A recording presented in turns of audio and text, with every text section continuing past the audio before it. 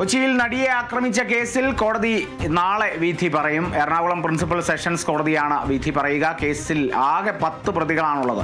കേസിൽ നടൻ ദിലീപ് 8ാം പ്രതിയാണ്. നടിയെ ബലാത്സംഗം ചെയ്ത ദൃശ്യങ്ങൾ പകർത്തിയ പൾസർ സുനിയാണ് കേസിൽ 1ാം പ്രതി. വിനയ രാജ് ചേരുന്നു വിവരങ്ങളുമായി. വിനയ, ഈ മലയാള സിനിമയിൽ വുമൺ ഇൻ കളക്റ്റീവ് എന്നുള്ള ആ ഒരു വനിതാ കൂട്ടായ്മയ്ക്കും പിന്നീട് തുടർന്നുണ്ടായ ഹേമ കമ്മിറ്റി രൂപീകരണത്തിനുമൊക്കെ കാരണമായ ഒരു സംഭവമാണ്. നാളെ വിധി വരുമ്പോൾ ഇത്തരത്തിലുള്ള സംഭവങ്ങളുടെ, ഇത്തരത്തിലുള്ള വനിതകൾക്കെതിരായ അതിക്രമങ്ങളുടെ പശ്ചാത്തലത്തിൽ വരാനിരിക്കുന്ന വിധി ഏറെ നിർണായകമാണ്. എന്തൊക്കെയാണ് വിനയ വിവരങ്ങൾ? സിനിമാ മേഖലയിൽ സ്ത്രീകൾ എത്രത്തോളം സുരക്ഷിതരാണ് എന്നൊരു ചോദ്യം ഉടലെടുത്ത ഒരു കേസായിരുന്നു നടിയെ ആക്രമിച്ച കേസ്. ഒരു പക്ഷേ കേരളം മാത്രമല്ല, രാജ്യം തന്നെ നടുങ്ങിയ കേസ് എന്ന് തന്നെ പറയാൻ സാധിക്കും. അത്രത്തോളം ഒരു പക്ഷേ മലയാള സിനിമയെ തന്നെ ആടി ഉലച്ച സംഭവങ്ങൾ, മലയാള സിനിമയിലെ പ്രമുഖരായ നടന്മാർ ഉൾപ്പെടെ ഈ പ്രതിപട്ടികയിൽ വന്ന സംഭവം, ഹീറോയായിരുന്ന മലയാളികളുടെ ഹീറോയായിരുന്ന പലരും വില്ലൻ വേഷങ്ങളിൽ പ്രത്യക്ഷപ്പെട്ട കേസ്. അങ്ങനെ ഈ കേസിനെ വിവരിക്കാൻ നിരവധിയായിട്ടുള്ള കാര്യങ്ങളുണ്ട്. 2017 നടന്ന കേസാണ്. ഏകദേശം 8 വർഷത്തിന് ശേഷമാണ് വിധി വരുന്നത് എന്നതും ഏറ്റവും പ്രധാനപ്പെട്ട ഒരു കാര്യം തന്നെയാണ്. ഈ 8 വർഷം കൊണ്ട് തന്നെ നിരവധി കാര്യങ്ങൾ നമ്മൾ കണ്ടതാണ്. ഒരുപക്ഷെ സിനിമയെ വെല്ലുന്ന നാടകീയമായിട്ടുള്ള സംഭവങ്ങൾ നടന്ന ഒരു കേസ് എന്ന് തന്നെ പറയാൻ സാധിക്കും. ഈ 8 വർഷത്തിന് ശേഷം വിധി വരുമ്പോൾ എന്താണ് വിധി എന്നതാണ് ഇനി കേരളക്കര ഒന്നടങ്കം ഉറ്റുനോക്കുന്ന ഒരു കാര്യം എന്ന് പറയുന്നത്. ഒരുപക്ഷെ നാളെ ഈ കേസിൽ ദിലീപ് 8ാം പ്രതിയായിട്ടുള്ള ദിലീപ് ഉൾപ്പെടെ 10 പ്രതികളാണ് ഈ കേസിലുള്ളത്. നാളെ ഈ 10 പ്രതികളും ചെയ്ത കുറ്റങ്ങളുടെ പ്രസ്താവന ആദ്യം നടക്കും. അതിനുശേഷമായിരിക്കും ഈ വിധി പ്രസ്താവന നടക്കുക എന്നാണ് മനസ്സിലാക്കുന്നത്. ആദ്യം ഈ 10 പ്രതികൾ ചെയ്ത കുറ്റങ്ങൾ എന്താണ്, അതുമായി ബന്ധപ്പെട്ട പ്രസ്താവന നടത്തും. അതിനുശേഷം പിന്നീട് ഈ വിധി ഉച്ചയോടെ തന്നെ, രാവിലെ ഈ പ്രസ്താവന കഴിഞ്ഞതിന് ശേഷം ഉച്ചയോടെ തന്നെ വിധി പറയുമെന്നാണ് മനസ്സിലാക്കുന്നത്. ഒരു പക്ഷേ സാങ്കേതികമായിട്ടുള്ള എന്തെങ്കിലും പ്രശ്നങ്ങൾ നേരിട്ടാൽ മാത്രമേ മറ്റൊരു ദിവസത്തേക്ക് ഈ ഒരു കേസ് മാറ്റിവെക്കാനുള്ള സാധ്യതയും കണക്കാക്കുന്നുള്ളൂ. ഇനി ഈ കേസിനെ കുറിച്ച് പറയുകയാണെങ്കിൽ 2017 കേസിന് ആസ്പദമായിട്ടുള്ള സംഭവം നടന്നത്. തൃശ്ശൂരിൽ നിന്നും അങ്കമാലിയിലേക്ക് വരികയായിരുന്ന, ഷൂട്ടിംഗ് ആവശ്യത്തിന് വരികയായിരുന്ന നടിയെയാണ് ആക്രമിക്കുന്ന സംഭവം ഉണ്ടായത്. പിന്നീട് നടന്നത് നിരവധിയായിട്ടുള്ള നാടകീയമായിട്ടുള്ള സംഭവങ്ങൾ തന്നെയായിരുന്നു. ഈ കേസുമായി ബന്ധപ്പെട്ട പൾസർ സുനി, 1ാം പ്രതിയായിട്ടുള്ള SS സുനിൽ, അതായത് പൾസർ സുനി അറസ്റ്റിലാകുന്നു. അതും വളരെ നാടകീയമായിട്ടുള്ള സംഭവ വികാസങ്ങൾക്ക് പിന്നാലെയാണ് പൾസർ സുനി അറസ്റ്റിലാകുന്നത്. ഈ കേസുമായി ബന്ധപ്പെട്ടുകൊണ്ട് തന്നെ കോടതിയിൽ ഹാജരാകാൻ എത്തിയ പൾസർ സുനിയെ നാടകീയമായി പോലീസ് കസ്റ്റഡിയിലെടുക്കുകയായിരുന്നു. പിന്നീട് മറ്റു പ്രതികളടക്കം ഈ കേസുമായി ബന്ധപ്പെട്ട് അറസ്റ്റിലാകുന്നു. പ്രതിഭാഗം ഏകദേശം 221 രേഖകളാണ് ഈ കേസുമായി ബന്ധപ്പെട്ട് ഹാജരാക്കിയിട്ടുണ്ടായിരുന്നത്. ഏകദേശം 126ഓളം സാക്ഷികളുടെ മൊഴികൾ പോലീസ് ഈ കേസുമായി ബന്ധപ്പെട്ട് രേഖപ്പെടുത്തിയിട്ടുണ്ടായിരുന്നു. എന്നാൽ ഈ സമയത്ത് തന്നെ 28ഓളം സാക്ഷികൾ കൂറുമാറുന്ന സംഭവം അടക്കമുണ്ടാകുന്നു. പ്രമുഖ സിനിമാ നടന്മാരടക്കം തന്നെ കൂറുമാറുന്ന സംഭവം. അന്നത്തെ അമ്മ ജനറൽ സെക്രട്ടറി ഉണ്ടായിരുന്ന ഇടവേള ബാബു അടക്കം കൂറുമാറുന്ന സംഭവം. ഇത്തരത്തിൽ പ്രോസിക്യൂഷന് പോലെ അന്വേഷണ സംഘത്തിന് തന്നെ വളരെ ബുദ്ധിമുട്ടാകുന്ന ഒരു കേസായി പിന്നീട് മാറുന്ന ഒരു സാഹചര്യം അടക്കമുണ്ടായിരുന്നു. ആദ്യം നടിക്ക് അനുകൂലമായി നിന്നവരടക്കം തന്നെ പിന്നീട് നടന് അനുകൂലമായി നിൽക്കുന്ന സാഹചര്യം. അത്തരത്തിൽ ഈ കേസുമായി ബന്ധപ്പെട്ട് പോലീസ് അടക്കം വലിയ രീതിയിലുള്ള ഒരു പ്രശ്നങ്ങൾ തന്നെയായിരുന്നു, മാനസിക സമ്മർദ്ദങ്ങൾ തന്നെയായിരുന്നു നേരിട്ടത് എന്ന് നമുക്ക് പറയാൻ സാധിക്കും. പിന്നീട് ഈ കേസുമായി ബന്ധപ്പെട്ട് തന്നെ കേസിൽ അന്വേഷണ സംഘം കുറ്റപത്രം സമർപ്പിക്കുന്നു. ആദ്യം ഈ കേസ് പൾസർ സുനിയിലേക്ക് ഒതുങ്ങുന്നു എന്നൊരു തോന്നലെത്തുന്നു. പൾസർ സുനി ജയിലിലാകുന്ന ഒരു സംഭവം, പിന്നീട് ഈ കേസ് പൾസർ സുനിയിലേക്ക് തന്നെ ഒതുങ്ങുന്നു എന്നൊരു സംഭവം ഉണ്ടാകുന്ന ഒരു ഘട്ടം എത്തുന്ന സാഹചര്യത്തിലാണ് പൾസർ സുനി ദിലീപിന്റെ സുഹൃത്തുക്കളായിട്ടുള്ള നാദൃശയ്ക്കും പിന്നീട് ദിലീപിന്റെ മാനേജറായിട്ടുള്ള അപ്പുണ്ണിക്കും ഒരു സന്ദേശം അയക്കുന്നത്. ആ സന്ദേശത്തിൽ പ്രധാനമായും വ്യക്തമാക്കിയ ഒരു കാര്യം, ഈ കേസിൽ ദിലീപിന്റെ പേര് പറയാൻ തന്നെ നിർബന്ധിക്കുന്നുണ്ട്, അല്ലെങ്കിൽ തനിക്ക് പണം വേണമെന്നൊരു ആവശ്യം ഉന്നയിച്ചുകൊണ്ടായിരുന്നു സന്ദേശം അയച്ചിട്ടുണ്ടായിരുന്നത്. എന്നാൽ ഈ സന്ദേശം പിന്നീട് ദിലീപ് പകർത്തുകയും അന്വേഷണ DGPക്ക് പരാതി നൽകുകയും ചെയ്തിട്ടുണ്ടായിരുന്നു. എന്നാൽ പിന്നീട് ഈ അന്വേഷണം പൾസർ സുനിയിലേക്ക് മാത്രം ഒതുങ്ങുന്നു എന്നൊരു ഘട്ടം വന്നപ്പോഴാണ് പോലീസിന്റെ അപ്രതീക്ഷിതമായിട്ടുള്ളൊരു നീക്കം നടന്നത്. ഏകദേശം 13 മണിക്കൂറാണ് ദിലീപിനെ അന്ന് ചോദ്യം ചെയ്തിട്ടുണ്ടായിരുന്നത്. മാരത്തോൺ ചോദ്യം ചെയ്യൽ എന്ന് തന്നെ പറയാൻ സാധിക്കും. പിന്നീട് ഉന്നത അധികാരികളടക്കം തന്നെ ബന്ധപ്പെടുന്നു. ദിലീപിനെ വിട്ടയക്കുന്ന സാഹചര്യം അടക്കമുണ്ടാകുന്നു. പിന്നീട് ജൂൺ 28-ന് ദിലീപിനെയും നാദിർഷയെയും അപ്പുണ്യെയും പോലീസ് സ്റ്റേഷനിൽ വിളിക്കുന്നു, ചോദ്യം ചെയ്യുന്നു.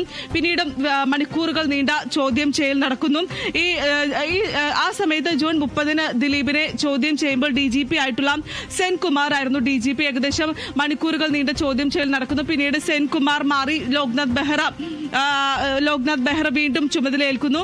ഇതിനിടെയാണ് വുമൺ കളക്റ്റീവ്, അതായത് WCC എന്നൊരു സംഘടന രൂപപ്പെടുന്നത്. അതിൽ പ്രധാനമായും ഉണ്ടായിരുന്നത് ഈ സിനിമാ മേഖലയിൽ വനിതാ പ്രവർത്തകർ അനുഭവിക്കുന്ന ബുദ്ധിമുട്ടുകളും ദുരനുഭവങ്ങളും അറിയിച്ചുകൊണ്ട് WCC എന്നൊരു സംഘടന രൂപീകരിക്കുന്നു. പിന്നീട് ഈ സംഘടന മുഖ്യമന്ത്രിക്ക് പോയി പരാതി നൽകുന്നു, മുഖ്യമന്ത്രിയുമായി സംവദിക്കുന്നു. ആ സമയത്താണ് എന്തെല്ലാം പ്രശ്നങ്ങളാണ് വനിതകൾ സിനിമാ ഷൂട്ടിംഗ് സെറ്റിൽ അനുഭവിച്ചിട്ടുള്ളത് എന്ന കാര്യവുമായി ബന്ധപ്പെട്ട വിവരങ്ങളടക്കം പുറത്തു വരുന്നത്. അതിനുശേഷമാണ് പിന്നീട് ഈ ഹേമ കമ്മിറ്റി രൂപീകരിക്കുകയും മറ്റും ചെയ്തത്. ഈ ഹേമ കമ്മിറ്റി രൂപീകരിച്ചപ്പോഴാണ് അമ്മ സംഘടനയിൽ ഉണ്ടായിരുന്ന നിരവധി പ്രവർത്തകർക്കെതിരെ പിന്നീട് ആരോപണങ്ങൾ ഉണ്ടാകുന്ന ഒരു സാഹചര്യം അടക്കം ഉണ്ടാകുന്നു. സിദ്ദിഖിന് ആരോപണം ഉണ്ടാകുന്നു, മുകേഷ് MLAക്ക് എതിരെ ആരോപണം ഉണ്ടാകുന്നു. അത്തരത്തിൽ ഈ നടിയെ ആക്രമിച്ച കേസുമായി ബന്ധപ്പെട്ട WCC രൂപപ്പെടുന്നു. WCCയുമായി ബന്ധപ്പെട്ട് ഹേമ കമ്മിറ്റി രൂപപ്പെടുന്നു. നിരവധി പ്രവർത്തകർ അതുമായി ബന്ധപ്പെട്ടുകൊണ്ട് തന്നെ ആരോപണ വിധേയനാകുന്നു. അതിനുശേഷമാണ് ഈ ഒരു സംഘടനയിൽ നിന്നും അമ്മ ജനറൽ സെക്രട്ടറി പ്രസിഡന്റ് ആയിട്ടുണ്ടായിരുന്ന മോഹൻലാൽ ഉൾപ്പെടെയുള്ള ആളുകൾ പിന്നീട് രാജിവെക്കുന്ന സാഹചര്യം അടക്കമുണ്ടാകുന്നു. പുതിയ സംഘടന രൂപീകരിക്കുന്ന സാഹചര്യം അടക്കമുണ്ടാകുന്നു. പിന്നീട് ജൂലൈ 10-നാണ് കേരളത്തെ ഞെട്ടിച്ച വാർത്തയുണ്ടാകുന്നത്. ദിലീപ് ഈ കേസുമായി ബന്ധപ്പെട്ട് അറസ്റ്റിലാകുന്നു. ഇതായിരുന്നു പിന്നീട് ഏറ്റവും വഴിത്തിരിവായിട്ടുണ്ടായിരുന്ന ഒരു ഘട്ടം എന്ന് പറയുന്നത്. അത്രത്തോളം ഈ മലയാളി മനസ്സുകളിൽ ഹീറോ ആയിരുന്ന പലരുടെയും മുഖങ്ങൾ വീണുടയുന്ന ഒരു കാഴ്ചയായിരുന്നു പിന്നീട് കാണാൻ സാധിച്ചിട്ടുണ്ടായിരുന്നത്. അങ്ങനെയാണ് ജൂലൈ 10-ന് ദിലീപ് അറസ്റ്റിലാകുന്നത്. അപ്രതീക്ഷിതമായിട്ടുള്ള ഒരു നീക്കമായിരുന്നു പോലീസിന്റെ ഭാഗത്തു നിന്നും നടന്നിട്ടുണ്ടായിരുന്നത്. ഏകദേശം ദിലീപിനെതിരെ 19 തെളിവുകളുണ്ടെന്ന് ചൂണ്ടിക്കാണിച്ചുകൊണ്ടായിരുന്നു അന്വേഷണ സംഘം ദിലീപിനെ അന്ന് അറസ്റ്റ് ചെയ്തിട്ടുണ്ടായിരുന്നത്. അതീവ രഹസ്യമായിട്ടാണ് പോലീസിന്റെ നീക്കമായിട്ടുണ്ടായിരുന്നത്. രാത്രി തന്നെ അങ്കമാലി മജിസ്ട്രേറ്റിന്റെ വസതിയിൽ ഹാജരാക്കി ദിലീപിനെ റിമാൻഡ് ചെയ്യുന്ന സാഹചര്യം. അന്ന് കേരളക്കാരെ ഞെട്ടിച്ചൊരു വാർത്ത, ഈ കേസുമായി ബന്ധപ്പെട്ട് ഒരു പ്രമുഖ നടനായിട്ടുള്ള മലയാള സിനിമയുടെ ജനപ്രിയ നടനായിട്ടുള്ള ദിലീപ് അറസ്റ്റിലാകുന്ന ഒരു സാഹചര്യം അടക്കമുണ്ടാകുന്നു. ആദ്യഘട്ടത്തിൽ ദിലീപിന് വേണ്ടി ഹൈക്കോടതിയിലെ പ്രമുഖ അഭിഭാഷകനടക്കം ഹാജരാകുന്നു. പിന്നീട് ഈ ജാമ്യം തള്ളിപ്പോകുന്ന സാഹചര്യം. പിന്നീട് സുപ്രീം കോടതിയെ സമീപിക്കുന്നു. ഇത്തരത്തിൽ പിന്നീട് ഉണ്ടായത് നാടകീയമായിട്ടുള്ള സംഭവങ്ങൾ തന്നെയായിരുന്നു. ഇതിനിടെ പിന്നീട് ദിലീപിനെ അഭിഭാഷകരെ മാറ്റുന്ന സാഹചര്യം അടക്കമുണ്ടായിരുന്നു. പിന്നീട് സെപ്റ്റംബർ 14-ന് വീണ്ടും അങ്കമാലി മജിസ്ട്രേറ്റ് കോടതിയിൽ എത്തുന്നു. എന്നാൽ ഹൈക്കോടതിയെ സമീപിക്കാനാണ് പിന്നീടും അങ്കമാലി മജിസ്ട്രേറ്റ് കോടതി നിലപാട് സ്വീകരിച്ചിട്ടുണ്ടായിരുന്നത്. ഇതോടെ ഹൈക്കോടതിയിൽ നിന്നും 3-ാം തവണയും ദിലീപിന് ജാമ്യം നിഷേധിക്കുന്ന ഒരു സാഹചര്യം അടക്കമുണ്ടായിരുന്നു. തുടക്കം മുതൽ തന്നെ ദിലീപിനെതിരെയുള്ള തെളിവുകൾ കണ്ടെത്താനുള്ള ശ്രമത്തിൽ തന്നെയായിരുന്നു അന്വേഷണ സംഘമടക്കം ഉണ്ടായിരുന്നത്. എന്നിട്ട് കൂടാതെ 2018-ലാണ് പിന്നീട് വീണ്ടും വിചാരണ നടപടികൾ ആരംഭിച്ചിട്ടുണ്ടായിരുന്നത്. പിന്നീട് ഈ മെമ്മറി കാർഡുമായി ബന്ധപ്പെട്ടുള്ള പ്രശ്നങ്ങളടക്കം ഉടലെടുക്കുന്ന സാഹചര്യം. പുതിയ അതിജീവിതയുടെ ആവശ്യാനുസരണം വനിതാ ജഡ്ജിയെ ഹൈക്കോടതി നിയോഗിക്കുന്നു. പിന്നീട് രഹസ്യ വിചാരണകളാണ് നടന്നിട്ടുണ്ടായിരുന്നത്.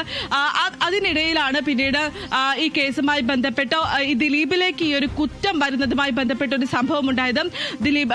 നടിയും ദിലീപിന്റെ മുൻ ഭാര്യയുമായിട്ടുള്ള മഞ്ജു വാര്യരുടെ വെളിപ്പെടുത്തൽ തന്നെയാണ്. മഞ്ജു വാര്യർ ഈ കേസുമായി ബന്ധപ്പെട്ട് ഗൂഢാലോചന നടന്നിട്ടുണ്ടെന്ന് പറയുന്നു. ഈ കേസിൽ ഒരു അന്വേഷണം വേണമെന്ന് ആവശ്യപ്പെടുന്നു. അങ്ങനെയാണ് പിന്നീട് ഈ കേസിലേക്ക് ദിലീപിലേക്ക് അടക്കം എത്തുന്ന സാഹചര്യം ഉണ്ടായിരുന്നത്. മറ്റൊരു പ്രധാനപ്പെട്ട കാര്യം, സംവിധായകൻ ബാലചന്ദ്രകുമാറിന്റെ വെളിപ്പെടുത്തലാണ്. ദിലീപിന്റെ വീട്ടിൽ നിന്നും സുനിൽകുമാറിനെ കണ്ടിരുന്നു എന്നടക്കമുള്ള കാര്യങ്ങളായിരുന്നു ബാലചന്ദ്രകുമാർ അന്ന് അന്വേഷണ സംഘത്തിന് മുന്നിൽ വെളിപ്പെടുത്തിയിട്ടുണ്ടായിരുന്നത്. ഈ കേസിൽ ഏറ്റവും നിർണായകമായിട്ടുള്ള സംഭവം ദിലീപിലേക്ക് വിരൽ ചൂണ്ടുന്ന ഒരു സംഭവം ഉണ്ടായതും ഈ സംവിധായകന്റെ വെളിപ്പെടുത്തൽ തന്നെയാണ്. അത്തരത്തിലാണ് പിന്നീട് ഈ കേസ് അത്രത്തോളം ദിലീപിലേക്ക് എത്തിയിട്ടുണ്ടായിരുന്നത് എന്ന് നമുക്ക് പറയാൻ സാധിക്കും. പിന്നീട് ആദ്യം ഈ കേസുമായി ബന്ധപ്പെട്ട് 8 വർഷത്തിനിടെ തന്നെ പല സാക്ഷികളെയും ഈ പല പ്രതികൾക്കും ജാമ്യം അനുവദിക്കുന്ന സാഹചര്യം അടക്കമുണ്ടായിരുന്നു. ഇനി നാളെ ഈ കേസിൽ അന്തിമ വിധി വരുമ്പോൾ എന്താണ് ഈ കോടതി ഇവർക്ക് ശിക്ഷ നൽകുക എന്നതാണ് ഇനി കണ്ടറിയേണ്ട കാര്യം. ഈ കേസുമായി ബന്ധപ്പെട്ട് കൂറുമാറിയവർ, കൂടാതെ ഒപ്പം നിന്നവർ, നടിക്കൊപ്പം നിന്നവർ, തുടക്കം മുതൽ നടിക്കൊപ്പം നിന്നവരുണ്ട്, കൂറുമാറിയവരുണ്ട്. അത്തരത്തിൽ നിരവധിയായിട്ടുള്ള നാടകീയമായ സംഭവങ്ങൾ നടന്ന ഒരു കേസാണ് ദിലീപിന്റെ. കൂടാതെ ഈ നടിയെ ആക്രമിച്ച കേസ്. ഇനി നാളെ എന്താണ് കോടതി അന്തിമ വിധി പറയുക എന്നതാണ് ഇനി കണ്ടറിയേണ്ട കാര്യം. വിനയരാജാണ് വിവരങ്ങൾ നൽകിയത്. നാളെ വിധി എന്താകും, എത്തരത്തിലാണ് സാധ്യതകൾ എന്നുള്ളതൊക്കെ തന്നെ ചർച്ചയാവുകയാണ്. ദിലീപ് ഈ കേസിലെ 8ാം പ്രതിയാണ്. പിന്നീട് ദിലീപിൻ്റെ പങ്ക് ആദ്യഘട്ടത്തിൽ കുറ്റപത്രം നൽകിയ ശേഷം വീണ്ടും ബാലചന്ദ്രകുമാറിൻ്റെ ഒരു വെളിപ്പെടുത്തലോടുകൂടി തുടരന്വേഷണത്തിനൊക്കെ അനുമതി തേടി ദിലീപിനെതിരായ തെളിവുകൾ കൂടുതൽ ശക്തമാവുകയായിരുന്നു. ആ വാദപ്രതിവാദങ്ങളൊക്കെ തന്നെ നമ്മൾ കണ്ടിരുന്നതാണ്. അതെല്ലാം വിധിയിലേക്ക് എത്തുന്നു. നാളെയാണ് വിധി.